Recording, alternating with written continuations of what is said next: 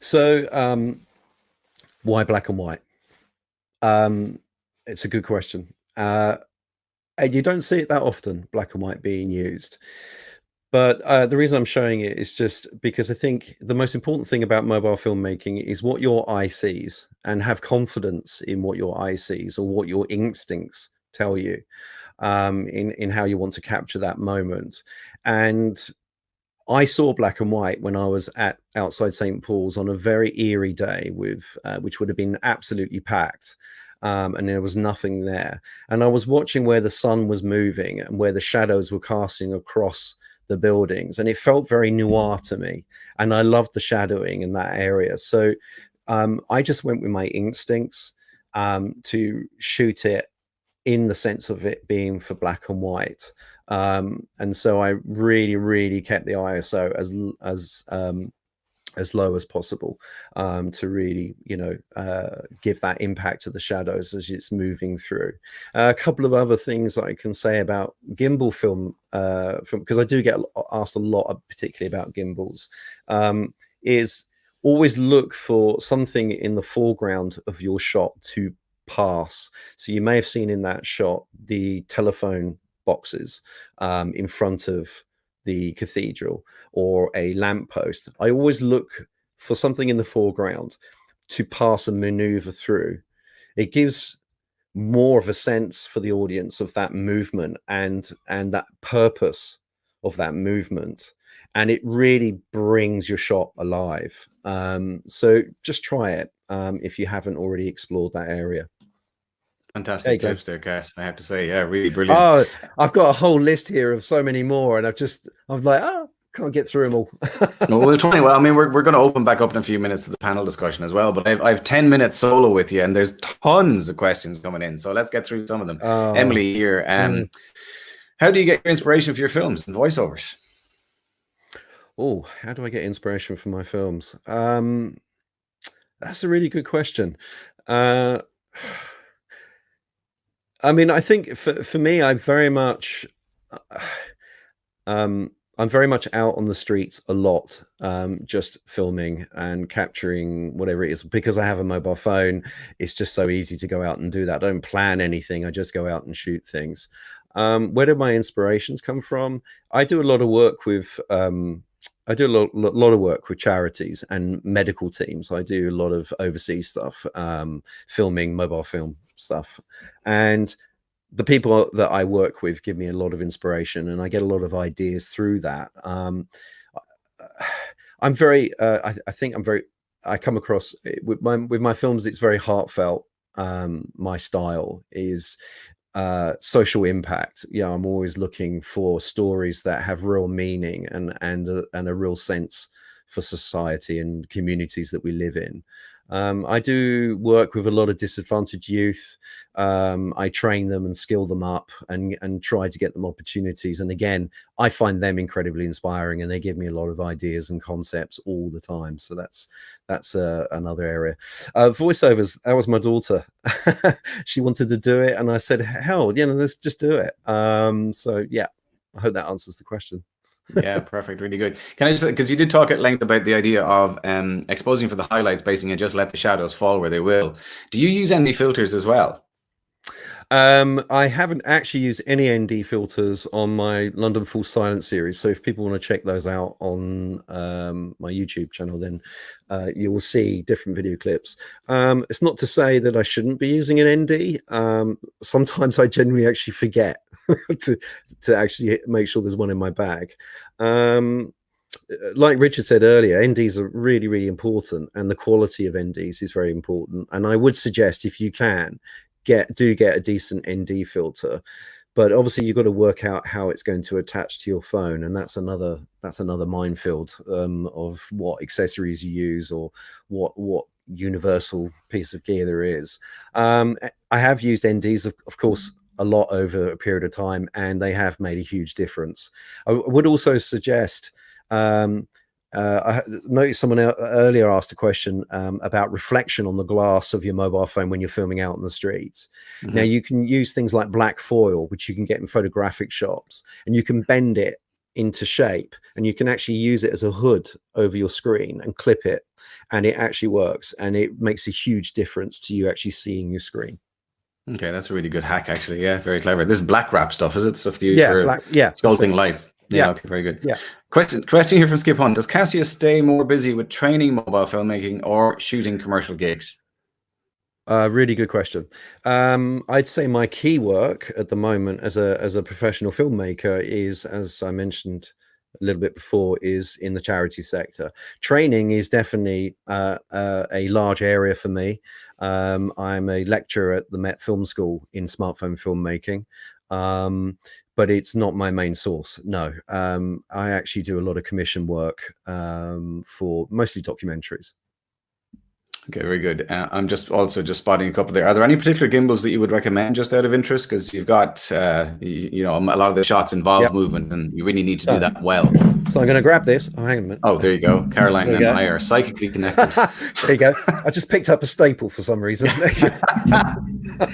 So the gimbal, the particular model I use, I do have one or two others, but my main workhorse is the Smooth 4 gimbal by, I'm not sure how you pronounce it, Glenn. Zion Tech. I'm not going to be able to correct you on that one. No. I'm sure someone will. But the Smooth 4 works for me.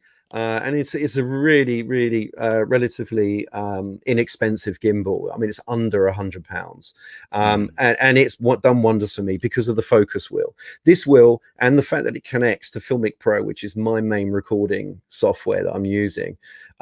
This being able to pull focus while I'm operating the gimbal is the thing. That is the thing. Yeah, fantastic tip. I have one of them as well, and I swear by it for exactly the same reason. Ron Bodger, sorry, Ron. What is your happy balance when shooting extended stay versus push and reveal frames? What is your happy balance when shooting extended stay? That's a really difficult question. I'm not sure. What's your happy balance when shooting extended? I read it as like versus static shots versus movement. Yeah, like you've really perfected the art of gimbal moves. Like so. I am very much a mover and shaker. I get very I'm still very traditional in some sense of my filmmaking. I do love working with locked frames and just waiting to see what reveals and what moves through it. And sometimes you can just get some really stunning shots. And mistakes, you know, some really amazing things happen just, you know, by doing that. I think for me, the challenge has always been with movement and gimbal. That, you know, the smoother I can get it and the more I'm working with it, the more excited I get by it. Okay, very good. Just a complete throwaway comment, if you will humor me before I take this next question. Several people have commented on the fact that you look a huge amount like a very famous actor. I'm putting you down as Simon Pegg. For a commercial stand-in. I don't know if that's the consensus, but I just thought I'd throw that out there. Second one, we get this question. Second, on dealing with storage, how do you handle your workflow when it comes to storage? Oh, okay. Yeah, good question. Storage. I mean, yeah, back in the day, it was 16 gigabytes, I think, on a phone. I actually... I have an external, I think I have it here actually. I do always keep with me an external hard drive when I'm out filming on my mobile phone. And it looks like this. So I can actually connect it directly into my iPhone, and obviously this to go into my computer. If at any time I do get short on storage, I can just transfer the footage straight from my phone into this external hard drive. I'm not too keen on the iCloud. I like to keep it physical. I like to know exactly where it is. Yeah, I think that's a really good tip. But that's one of the SanDisk iXpand range. That one, yes. I think it's I recognize it. And quite a few people as well. I don't know if the guys mentioned it, but the Gnarbox, is it Gnarbox seems to be quite a popular solution as well. I think Angelo might have mentioned that, and there was a Western Digital wireless drive that he used for his workflow. So yeah, external storage, particularly for backing up on the go, is a really great idea. We're running out of time, but I have just one final question, bombshell one. Did a little birdie tell me that there was in the family line, there was a relationship back to Stanley Kubrick? Is that true? Oh. Yes, You can just leave it at yes or no. But I mean, that I just heard it and I thought, really? Wow, I never heard this. So what's the yeah, story yeah. in a nutshell? Well, I mean, sadly, my dad's no longer with us, but he was an editor for over 30 years. I mean, he worked on some relatively big films. I mean, he was an assembly editor on the first 7 James Bond movies, and then he did one job with Stanley Kubrick as an assembly editor. So he was developing all the daily rushes and cutting all the clips together on Full Metal Jacket. Well, man, it clearly is in the DNA. That's all I can say. 100% is carried down the family lines. Anyway, look, thanks so much for all the insights and for sharing your passion. You're welcome. It's really, really inspiring. We have all Cassius's contact details down the bottom of the screen here. You can reach out to him if you like on Twitter. Definitely, please check out his YouTube channels. Like, his videos are stunning. Really, really worth having a look. And we're not going to leave him. He's hopefully going to stick with us now, and we'll try and invite back all of our previous speakers in this session. So I would love you now. I know there's been a lot of chat tonight, which has been fantastic, but I'd like you to also now chip in on the group discussion. While we have everyone here gathered together, I'm interested to see what are the key questions that everyone wants to ask. So I'm just going to throw one off to begin, which is, we have a really, really dynamic and mixed bag of viewers. There's still several, like we're still up around 700 viewers, which is amazing right now.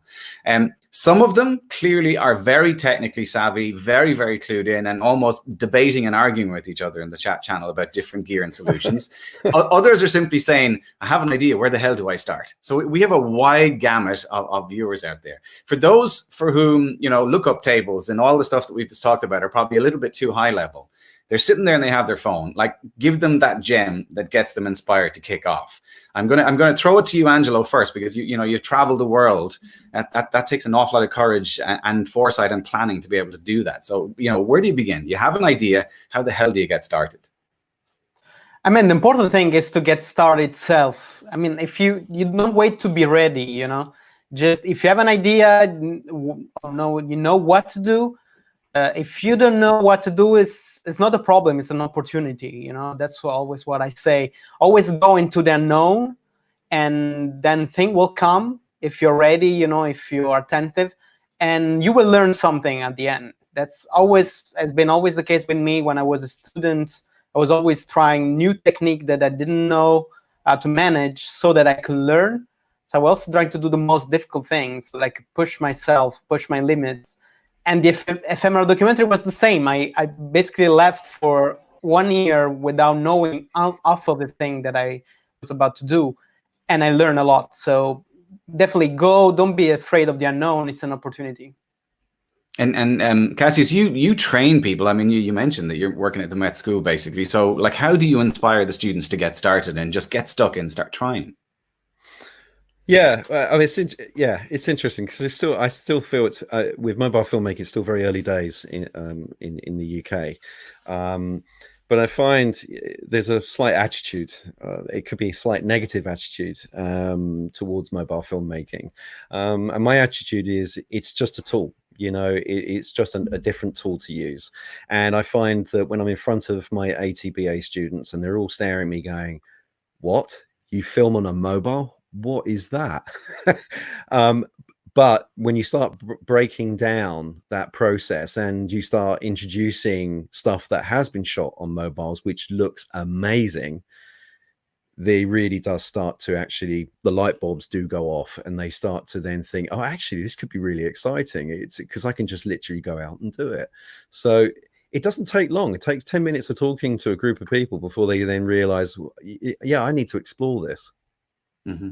And there's a growing repository of amazing examples on the market. I mean, you could look at the Apple playlist on YouTube for some of the features that they've been involved in. But Sal, your movie, I mean, that in itself is an inspiration, I think, for students just to look at and see how on minimal kit you managed to make this cinematic feature. It's phenomenal. What advice would you throw out to novices who are sitting there kind of going, no idea what they're talking about? Sounds cool though. There's a couple things I would say. Depending on what kind of thing you're wanting to shoot, let's just go into sort of like narrative drama, for instance. Before I actually shoot, like before I shot NI, I do like to be very prepared and have everything set up. Like I'll go on and I'll do full on storyboards. I'll go through and sort of prep the angles that on the day that I know I want to shoot, so that I like to have like a little checklist. I love to cross things off so that I could just be like, okay, got that angle, got that angle, got that angle. Because, you know, like I stressed in my panel, you know, time is a luxury. And I know, just knowing me personally, when I am shooting, I'm always like seeing new things to like come up with and to shoot. So I like to be as organized as possible. Yeah, but it's just like writing out what's the story, have a beginning, a middle, and an end, and then sort of storyboarding, even it doesn't have to be beautiful storyboards, just literally like stick figure, thumbnail sketches, just so you have a sense of, okay, what are the angles, what do you need to do to tell this story? And I think that usually, like, if I'm just like lost, I'm like, okay, let me start there.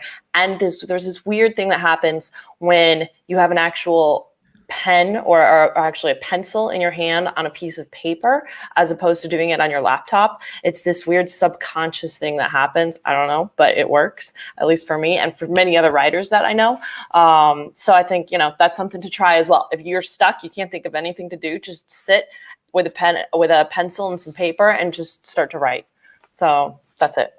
Brilliant advice. And what about you, Rich? Anything that you throw out to the novice who kind of wants to get started and is a bit nervous about the possible ridicule they could suffer? Well, I mean, I think everybody's kind of covered it pretty well. I think the thing that comes to mind is kind of, I guess, what one of the things that I looked at in my presentation was just kind of being aware of sequences, like sequences of shots, and kind of storyboarding is a big part of that, I guess, when you're first starting out, especially. And then also not being afraid to use the default app, I guess, the default camera app. That's a good place to start. Not to worry too much about settings and like locking this down and locking that down. I can't believe I'm even saying this actually right now. But anyway, but I think if you're really starting out from nothing, then yeah, I wouldn't want to be bothered with that stuff. Like, it comes down to the photography of it. It comes down to learning how to compose and frame things and get your angles right. And then you can start looking at an app like Filmic Pro, and you can start exploring kind of, okay, I don't want my exposure shifting all over the place while I'm shooting. Like, it needs to be locked down. And then you can start kind of digging into those aspects one by one, you know, and yeah, so I think that's what I would say, yeah. Okay, very good. There's still plenty of discussion going on. So the side, let's look at the question there. So regarding storytelling, this is from Pilot Vlogs. What are some of the key points to hit in telling your story? Anyone like to grab that one? Sure. Go for it, Val. I would say something I always try to think about is make sure, like, try to figure out ways to make your protagonist active, so that they're actually doing things. And then again, it's like, what is the story about? Just, you know, one word. Is it about sacrifice? Is it about love? Is it about, you know, like, make sure that your theme is solid and that every moment in your story, in some form, even if it's metaphorical, goes back to your theme. So that's sort of a main thing. That's a great tip. Any of the rest of you guys, anything on that? I think she's pretty covered with that. That covers it. Okay, very good. So Terry from Lumatouch. Angelo, how long did you prepare for your ephemera documentary, for the journey? Oh, hello, Terry. I prepared actually for a long time. Basically, I do it just on my free time, but basically 2 years beforehand, before I actually started the trip, I prepared doing a lot of research.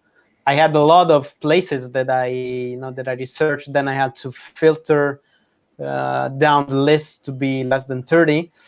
And then actually I started working on the concept, on the promotion, to get partners, and especially technical partners to support me.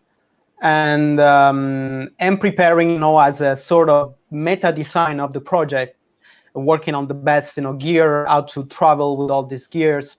And that's the point when I actually, you know, research and I put myself the challenge: can I work only on a tablet so that I will, you know, have a lighter set? of devices, and that's where I discovered LumaFusion.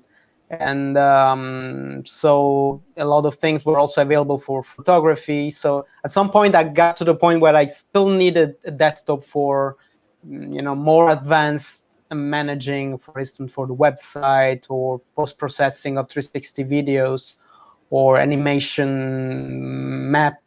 maps. But most of it could be done on an iPad. And when you're traveling, 5 days into the mountain of Nepal, it's really good and convenient to have just, a tablet to work with. Mm-hmm. And really good. And then, I spent 1 week trying out all the gears, improving. So I renounced to something, leaving them at home before, traveling because it was too much. And then I went off for the trip. Yeah, very good and brilliant planning. I'm again skimming through the questions over here. There's tons of conversation going on. Ron is back. What do each of you feel is the recommended platform to get videos or films out there? Like, are you Vimeo people, YouTube people? Where do you publish? Well, for me, YouTube, obviously. But it's a good question. It's a real hit and miss. I mean, with particularly different platforms, social media platforms. I actually find my video content has the biggest impact or impression, should I say, via Twitter, much more so than Instagram. I find Twitter works really well for me when I'm actually demonstrating or showing some short video clips. That's really interesting. What about the rest of you guys? Are you all YouTubers? I use Vimeo, and then I tend to be a bit more Instagram heavy, I guess. Yeah, I'm not so much on YouTube. I probably should, but yeah, Vimeo. Do you find you get more engagement on Vimeo, Sally, than you would on any other platform? I haven't really published a lot on YouTube, so I can't really say one versus the other. I tend to focus a little bit more just straight through like Instagram and social media that way, and then just directing things back to my website, etc. Yeah, that's a good idea. And Rich, you're 100% YouTube pretty much, I guess, right? You have a huge following. Yeah, I get. Well, it's not huge. I mean, I guess it's all relative, really. It's 16,000 times bigger than my following, Rich. Well, I mean, that kind of happened by accident, I guess. I put up the first video that I ever shot on my iPhone SE, and it kind of blew up. And then it grew from there. So yeah, I'm YouTube, but yeah, it can be a strange beast, I guess. Learning how to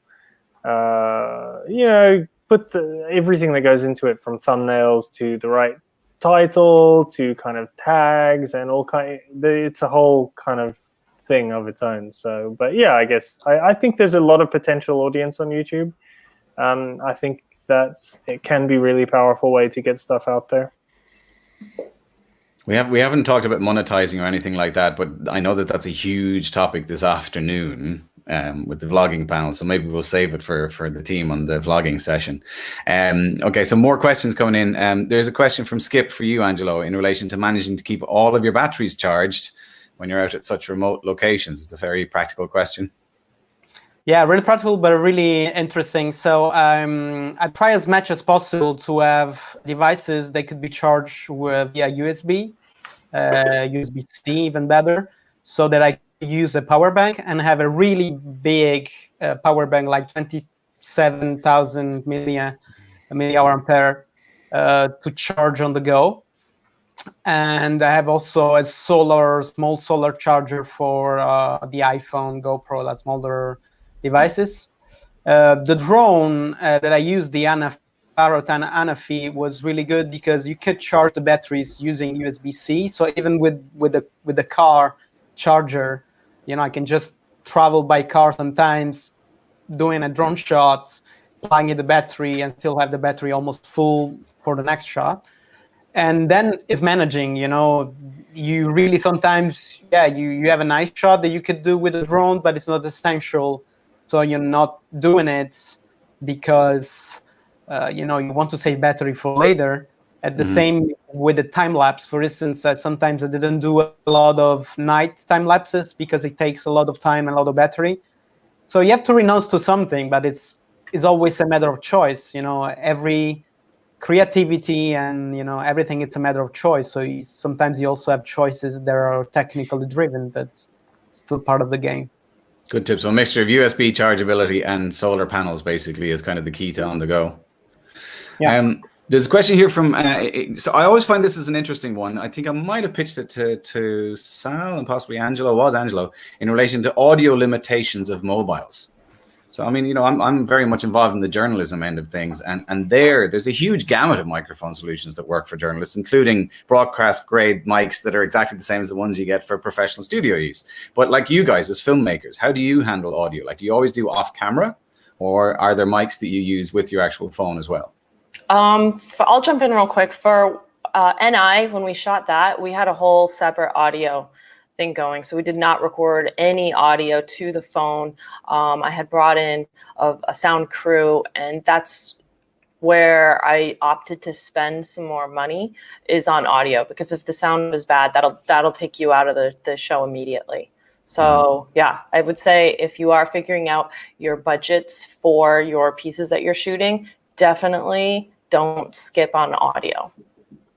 It's probably worth pointing out, though, Sal, as well, that that's not just a mobile phone thing. Like, even if you were shooting with an Arri Alexa, you'd still have a separate sound recordist and sound crew, right? So 100%. Never forget about sound. Yeah. Okay. What about you? If you think about it on location, basically, Cass, if you're recording, do you worry about sound? Because I know you use music a lot in some of your videos, but you must do some sort of narrative stuff as well, where you need to worry about sound, right? Yeah, I mean, if I'm shooting drama or documentaries, obviously sound is essential, obviously. And as Sal said, audio is everything really in that aspect. I do two things. I record with an external mic, obviously directly into the iPhone with the main phone that I'm filming with, but I actually also use a secondary phone, and I will actually plug in a broadcast directional microphone directly with an adapter straight into the phone and actually record the sound through that phone as well. So I have two audio recordings to work with. That's very, very clever idea. So primary and a backup. Sensible. Yeah, clever. Rich, audio, any comments, suggestions, points? Yeah, a couple of things. I mean, I think because of my background more in post, and especially kind of long form post, my approach to audio is basically when I'm in post is pretty much I don't really use anything that was recorded to the phone. I like to kind of build up a sound design from effects libraries, Foley, natural ambient sound recordings, things that have been recorded on much better equipment, and I'll kind of spend some time layering and building up a rich kind of soundscape, I guess. So sound design is important to me, and music may or may not be a part of that. And the other thing is kind of what Cass says. I've managed to build up. I've collected a few like iPhone SEs. I've got a few of them, the old ones, not the new one, obviously. And I used the Sennheiser Clip Mic Digital, the little like lav mic. So I found if you miking people up, and obviously this won't work for everybody. You need to have a few spare phones laying around, but you can use those lav mics, hide the wiring, put the phone in pocket or something like that, and then you're recording individual sound for everybody that needs to be mic'd up, or however many sets you have. And then it's still kind of mobile, I guess, because you're recording it to different phones. But anyway, then you get all the tracks back, and then you can lay them up together, and it sounds great. So, yeah. Do you use the clap sync cue thing? Yeah. That anything you can do, use your hands, anything that provides both a visual and sound reference is helpful for that. Yeah, it involves manually syncing, but it doesn't take too long. Yeah, very good. Okay, there's still plenty of conversation going on over here on the right side. I'm just going to pull up another question. Okay, Angelo, one for you from Troy Sievers. Would you be open to sharing some advanced projects in the LumaTouch forums? Oh yeah, well, why not? Maybe yeah, I can work on something that can be like a demo project, yeah, for people to dive in. Yeah, Do you I mind can me do asking? some workshop too if they want. So I was going to ask, like, do you do training? I mean, your tutorial earlier was really, really good. Do you ever do training courses, Angelo? No. I never did it. I mean, I'm not a professor, but I sometimes do workshop on design schools, but I never did it for mobile editing actually. So maybe this is some new branch. I have news for you. You did just over an hour and a half ago, actually, mate. So welcome to the Trainers World. Very, very good. Okay, so Grant March, does the panel have any advice for how to use stock music? Like, would you find your music and build your storyboard around the music, or else do you connect the music to the storyboard? Like, first of all, do you have any recommendations, I guess, for stock music? And then also in relation to choosing the music, does it define the piece, or does the piece define the music, or vice versa, I guess? Any takers? Sure, I'll go in first. Go, Sal. Okay, music. I adore music. It's huge. It's such a, like, it'll change the complete mood of your piece. It's so important. So if you've got composer friends, awesome. And that's fantastic. If not, I've used Pond 5 a lot, but then you still have to go through and sort of weed through it. There are some sort of hidden gems in there.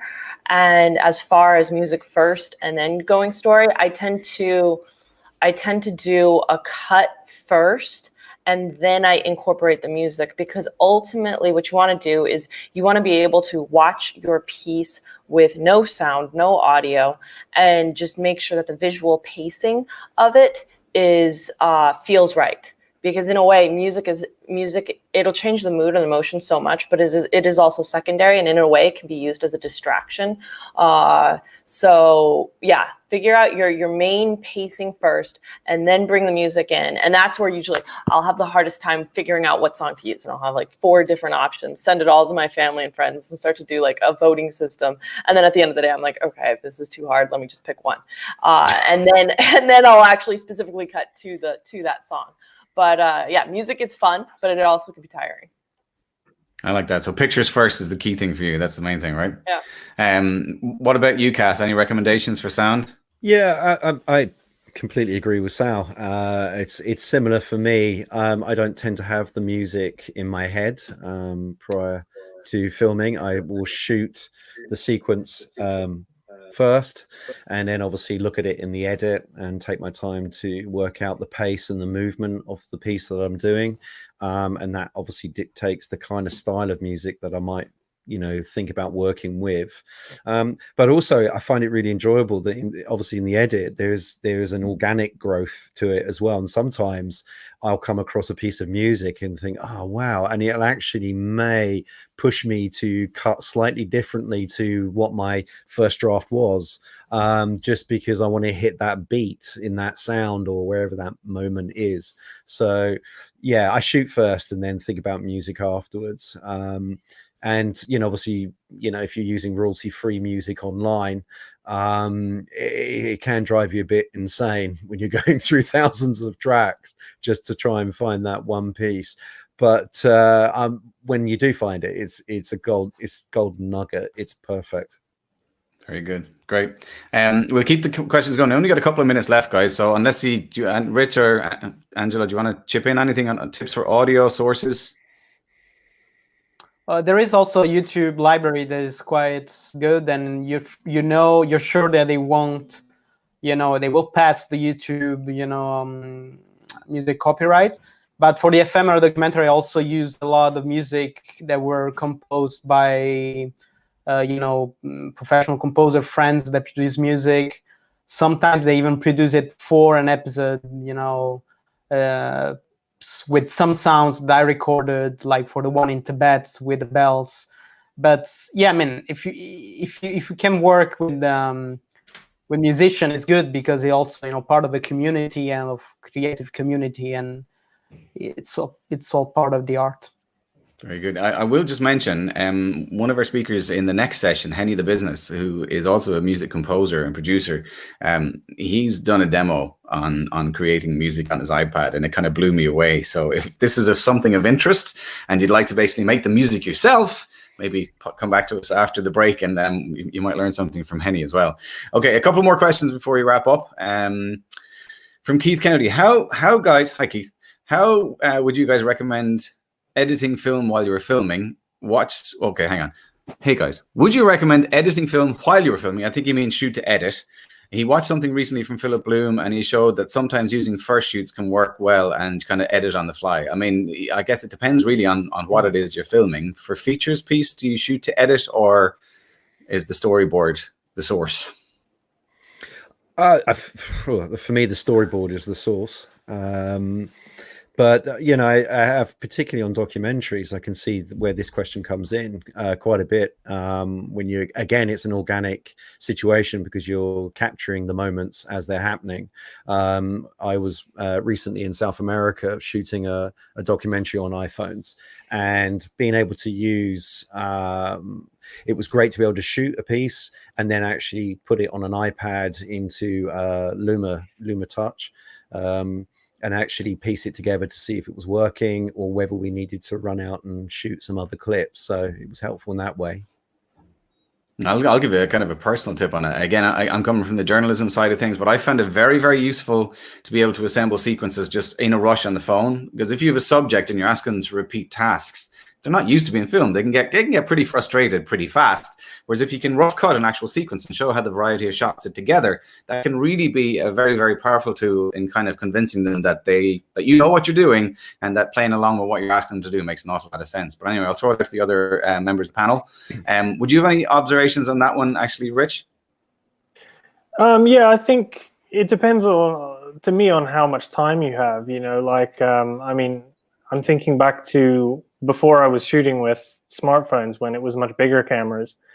And there was crew, you know, then, you know, you have a DIT on set who's working with actual files coming off the camera. And there may or may not be somebody there from the editorial team who's cutting there. It depends also on the duration of the shoot, how many days shoot it is. But then if I think about it in the context of shooting with a phone where I'm just by myself, it depends. I don't really cut while I'm shooting. I'll maybe afterwards at the end of the day or whatever, I will definitely review my shots. But because I kind of mentally figure it out, I shoot for the edit, like I said in my whole kind of presentation. So I have sequences in mind. So I'll review the shots for sure. And then especially if I'm somewhere for multiple days, then I can see if there's any gaps, and I can try to work out, you know, in my schedule, if I can go hit another place that I've been to before again a second time, or, you know, yeah. Okay, fantastic. There's still the line of questions is phenomenal. I mean, we're not going to get through a fraction of them, I'm afraid, but nonetheless, we'll take one or two more. But I would also encourage people to reach out to each one of our speakers in their social media channels, because they're all very, very active across social media. So, Huvrik, I have a question for anyone. What's the future you have in store for mobile cinematography? Okay, yeah, it's a good one to go out on, I guess. So, like, what's next? What do you see coming down the tracks? Who would like to take that one? Rich, go on. Go on, Sal. Then go, Sal.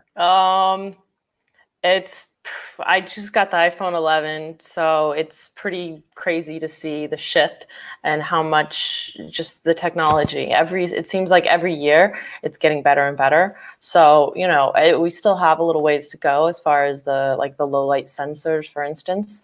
But I think that it's just going to keep getting better and better and closer to what we know of as, you know, traditional filmmaking. So it's just going to take some time.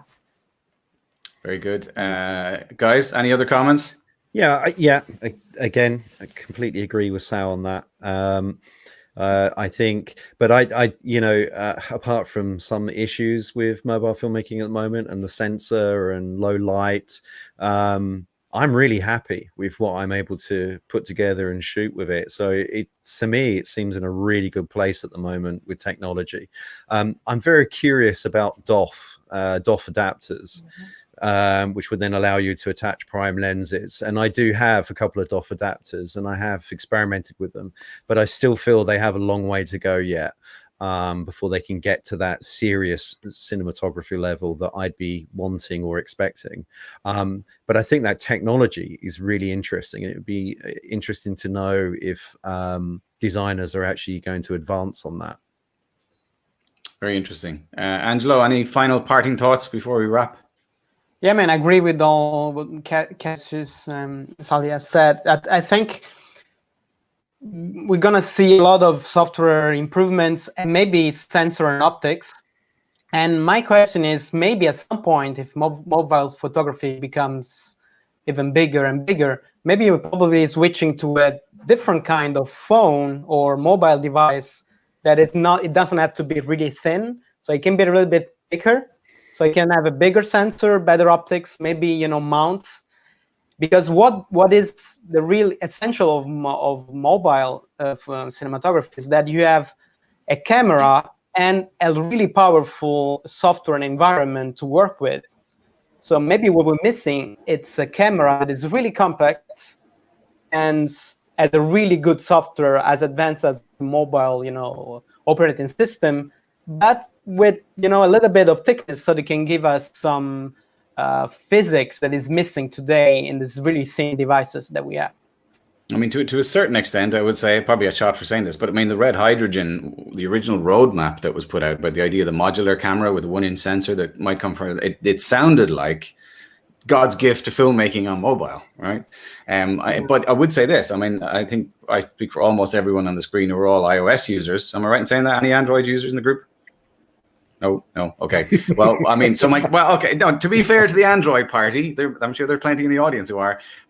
Like, you know, it is possible via USB-C or via Lightning to plug in external accessory devices. We had the DxO1. We've had, I'm trying to think of the other one. There was a prototype that Canon showed at, like, not Mobile World Congress, but the Consumer Electronics Show, which was a 1-inch sensor module that plugged in via Lightning adapter on the side of the phone and was supposed to give you up to 30x zoom, which Samsung and Huawei did on the Android range. But we didn't go to zoom.